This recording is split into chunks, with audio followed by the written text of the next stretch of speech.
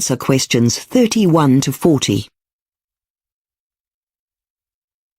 Hello, everyone.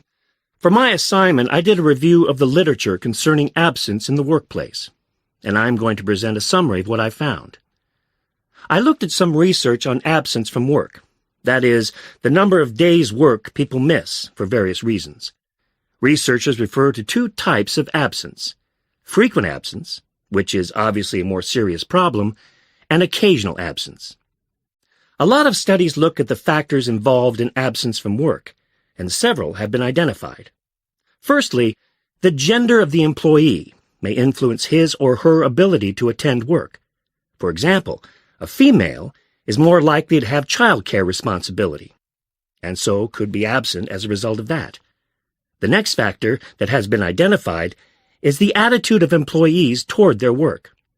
But there has been a lot of debate about the extent to which this actually does influence absence, and some people argue that the research hasn't been conclusive.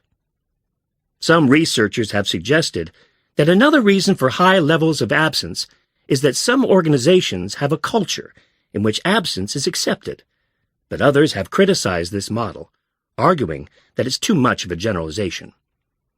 And then there are factors related to the type of work the employee does. It's been claimed that workers in industry are more likely to have high absence rates than people who work in offices. It's also important to recognize that groups within a single organization might behave differently. For example, one of the other underlying themes in the literature is that there is a connection between how often an employee is absent and what size of work group he or she belongs to.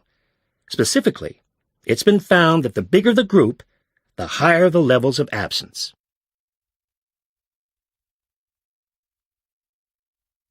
On a related theme, some writers have focused on a comparison between public sector organizations and private sector ones.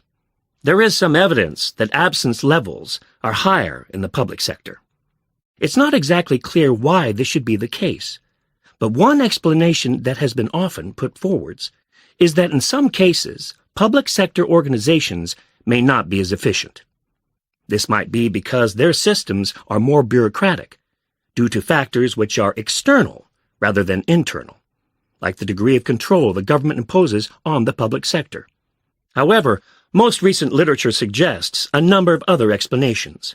Firstly, a public sector organization tends to have a workforce which is larger. Also, it tends to employ a higher number of female and older employees, both of which groups are likely to record higher absence rates. It is also suggested that public sector organizations are more likely to give their absent employees benefits for a longer period, and are less likely to place restrictions on these.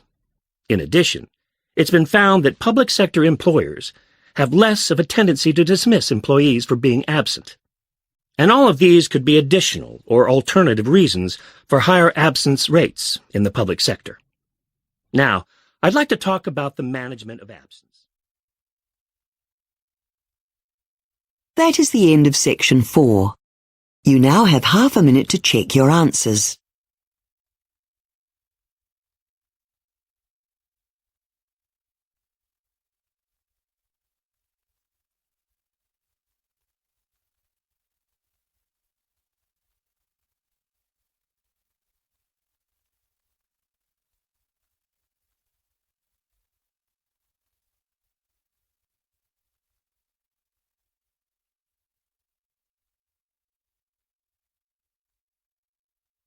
That is the end of the listening test. You now have 10 minutes to transfer your answers to the listening answer sheet.